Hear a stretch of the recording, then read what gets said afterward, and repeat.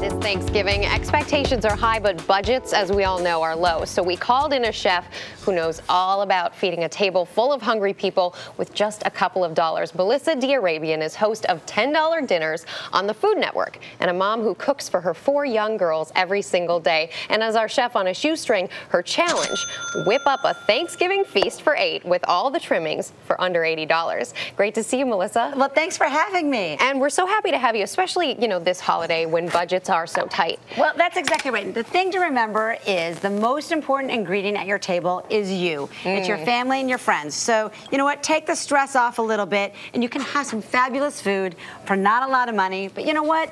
Don't stress about it. Yeah. It's more important that you be there and available to your guests and that you have a really nice time. So right now you're prepping for this turkey, which is... That's exactly right. As I understand it, a garlic-scented turkey. That's exactly right. What's great about the roasted garlic, I'm going to put garlic cloves inside the turkey, and what's great there is I'm going to get a lot of flavor out of just regular garlic just by treating the ingredient differently. Okay. Roasting it is going to make it really nutty. So that's going to give me extra flavor for no extra money. Okay, so I see you have a couple of other ingredients here. What are we doing with all of That's exactly these? right. Okay, I'm taking some fresh herbs. By the way, fresh herbs for Thanksgiving is a place I think you want to splurge. Yeah. Because, you know, just for a couple bucks, you're going to get the main flavors of your turkey. So just give it a little bit of a chop to some rosemary and to some sage. Now, the good news about rosemary is it grows really well, so you can grow it year-round in your backyard for free if you want to. And you're adding that to This mayo. is some butter. Oh, butter. Okay, Yeah, it looks like mayo. Yeah, it's whippy butter, isn't it? Yeah.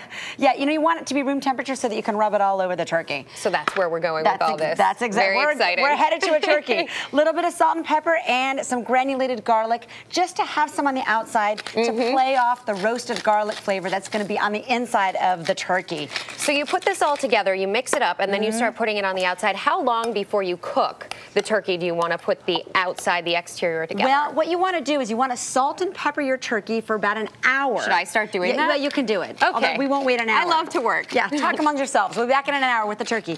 But, you know, if you can bring your turkey out to room temperature for an hour, you're going to get a moister turkey. So, yeah, perfect. Salt and pepper. Salt and pepper it. Let it sit at on the counter for about an hour, and then we'll go ahead. Yeah, and then we'll put this on.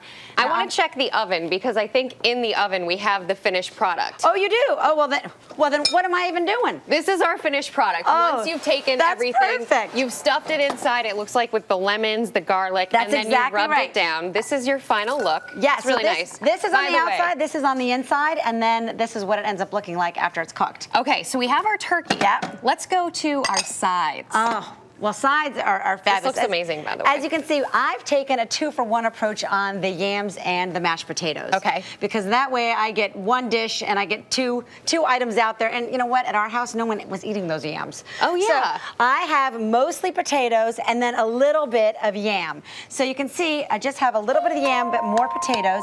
You boiled that? I boiled this up for about 20 minutes till they're nice and soft. And if there's a little extra, you know, liquid in there, that's absolutely fine. Let me show you a trick. Okay. Use a wire mesh strainer, just like this one, and then just press your potatoes through. And what are we accomplishing by this? Well, what you're doing is you're emulating a potato ricer, which is a piece of equipment that a lot of people don't have. It's going to give you a perfect textured potato.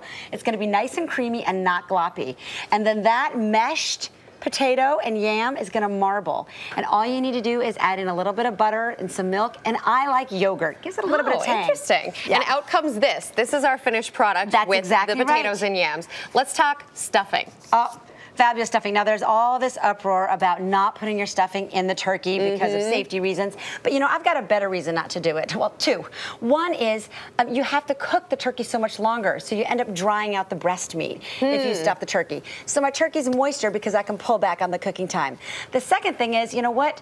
Don't we all need our oven space? And I always have that extra bit of stuffing that goes on the side. Yes. I found a great way of taking the roasted garlic from the cavity of the turkey and putting it into my my stuffing and making it on the stove. And what's our last? I see we have this purple cabbage over here. Yes, I've got purple cabbage here. That's sautéed with apples, which is a really nice idea to have some acid so that it breaks through the richness. And then over here, I've got a raw kale salad, which is, by the way, a fantastic winter vegetable. It's so cheap. Do you know that a big thing of kale is like $1 in the winter? Yeah, even in New York City. I had no idea. Yeah, I know. $1. And then finally, dessert to your left. Well, I have a homemade apple tart. Only takes a few dollars to put together, and I have actually come up with a challenge to make my homemade apple tart, including the crust, in 10 minutes. Now that's going into the oven. It's We like that. It's an hour in the oven, but 10 minutes, crust, apples, everything. Love it. All right, guys. We cut have into to. it. Yeah, you guys start cutting in. We also have to tell the viewer it's time now for everyone to decide what's on our menu for next week. Here are your choices. For a one-pot fish bake, call **01. For pasta with sausage and clams, call **02. Remember, you don't have to text, you just have to dial here. And for chili glazed steak, simply call *03. Standard data and message rates apply. And Melissa, we so appreciate you being with us. You've done a great job here. Don't forget, you can find all of her recipes and all of our recipes online at cbsnews.com/Saturday.